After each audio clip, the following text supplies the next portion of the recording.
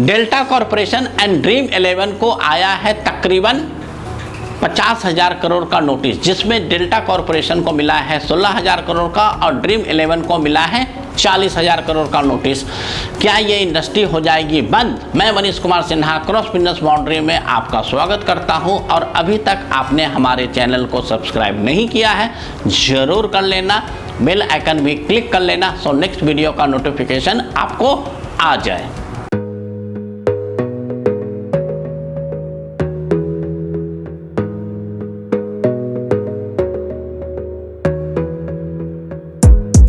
Gotta focus on yourself, on your faith, on your dreams, on your mind, on your health, yeah.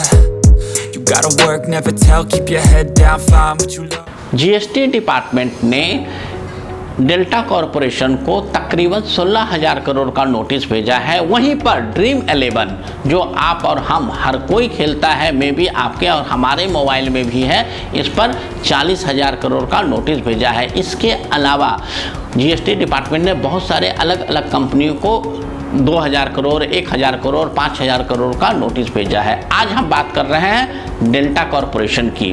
सबसे पहले मैं आपको बता दूं, जब ये ड्रीम 11 को 40,000 करोड़ का नोटिस मिला है तो वो बॉम्बे हाई कोर्ट मूव किए हैं इस पर स्टे ऑर्डर लेने का। उसके बाद वो हो सकता है अपील में जाए या गवर्नमेंट से अपना रिप्रेजेंटेशन दे। लेकिन आज हम बात करेंगे डेल्टा कॉरपोरेशन का। डेल्टा कॉरपोरेशन का जिस दिन नोटिस आया 16,000 करोड़ का, उसी दिन इसका शेयर 180 रुपया से घट के 140 रुपया, तकरीबन 20% का लॉस हुआ। लेकिन उसके बाद ये ऑलमोस्ट ये शेयर वहीं पर स्टेबल है 140-45 के आसपास। ऐसा नहीं है कि रोज दिन ये शेयर डाउन हो रहा है।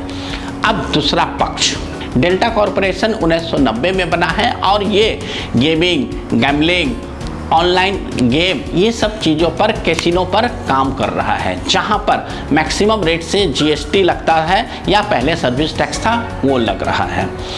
जैसा 16,000 करोड़ आया, अगर आप ये मान लो कि 16,000 करोड़ प्रूफ हो जाता है और डेल्टा कॉरपोरेशन को देना पड़ेगा, तो मैं कहता हूँ डेल्टा कॉरपोरेशन ही बंद हो जाएगा, क्योंकि 2023 के बैलेंस शीट के अनुसार इस डेल्टा कॉरपोरेशन का जो नेटवर्थ है वो तकरीबन 2200 करोड़ है। 2200 करोड़ के नेटवर्थ में 16,000 की लायबिलिटी कोई भी कंपनी नहीं पे कर सकती। इट मीन्स कि ये कंपनी इंसॉल्वेंट हो जाएगी, शट डाउन हो जाएगा, बंद हो जाएगा। और इसी के साथ में आपको इसके प्रॉफिट एंड लॉस अकाउंट का भी समीक्षा आपको बता देता हूं। जैसा आप जानते हो, जीएसटी जुलाई 2017 में आया था और ये नोटिस जीएसटी का है। तो अगर हम जीएसटी के ही टर्नओवर से बात करें तो मार्च 2018 में 620 करोड़ के आसपास का इस कंपनी का टर्नओवर था। उसके बाद 700 करोड़ हुआ, 750 करोड़ हुआ। 2021 में कोरोना के टाइम पर कम हुआ, जहां पर 2021 में ये 400 से 425 करोड़ के आसपास का टर्नओवर करता है। 2022 और 23 में ये टर्नओवर 700 करोड़ और 1,000 करोड़ के आसपास आता है। अगर हम 18 से 23 का भी टोटल कर लेते हैं तो तकरीबन 4,500 करोड़ के आसपास का टर्नओवर आता है। 4,500 करोड़ का पिछले 5-6 सालों का टर्नओवर है। वहां पर आप 16,000 करोड़ का अगर आप लेते हो, डिमांड मानते हो, तो कैसे कोई कंपनी भर पाएगा? इसमें सिर्फ दो ही वजह हो सकता है। एक वजह, जो ऑनलाइन गेमिंग इंडस्ट्री है वो अपने इनकम को स्केप कर रहा था, नहीं दिखा रहा था। तभी क्योंकि 16,000 करोड़ का जीएसटी है तो डिवाइडेड बाय 18% भी अगर हम करते हैं तो ये तकरीबन 1 लाख करोड़ का इनकम है। मतलब डेल्टा कॉरपोरेशन में कम से कम 1 लाख करोड़ का इनकम होना चाहिए था पिछले 5 सालों में, जहां पर सिर्फ 4,500 का है। तो अगर 4,500 करोड़ का इनफ्लो दिखा रहा है, इनकम दिखा रहा है, और इनकम और जीएसटी डिपार्टमेंट के अनुसार ये इनकम तकरीबन 1 लाख करोड़ होना चाहिए, तो दोनों के बीच का जो डिफरेंस है तकरीबन 20 गुना है। कहाँ 5,000 करोड़, कहाँ 1 लाख करोड़। तो ये डिफरेंस बहुत बड़ा है। तो इसमें क्वेश्चन उठता है क्या मैनेजमेंट स्केप कर रहा था?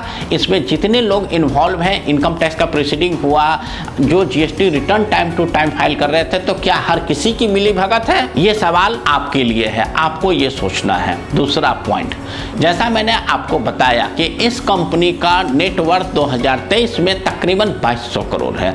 मैं एक क्षण के लिए बताता हूं कि डिपार्टमेंट ये केस जीत जाता है और उनके सारे आरोप जो भी उन्होंने प्रोसीडिंग में लगाया है वो एग्री कर जाते हैं और वो साबित हो जाता है।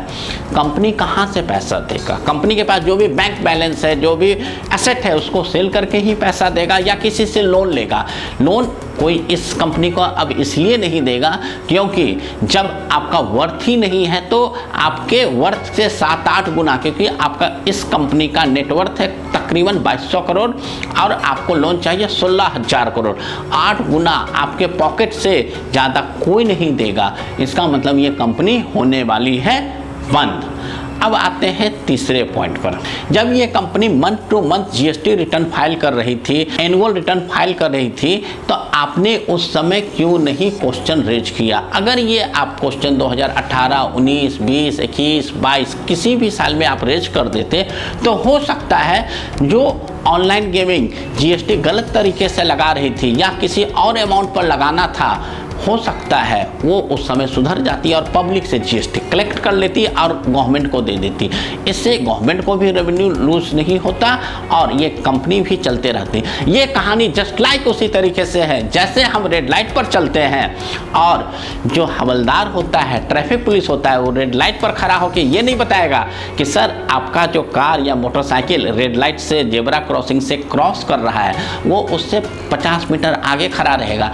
आप आओ और हम चलान काटें। यही काम इन्होंने किया कि आप गलती करते रहो, 5-6 सालों के बाद हम आपको नोटिस दे देंगे, 100 को नोटिस दे देंगे, वहाँ पर आपको हर कोई चीज़ पे करना पड़ेगा।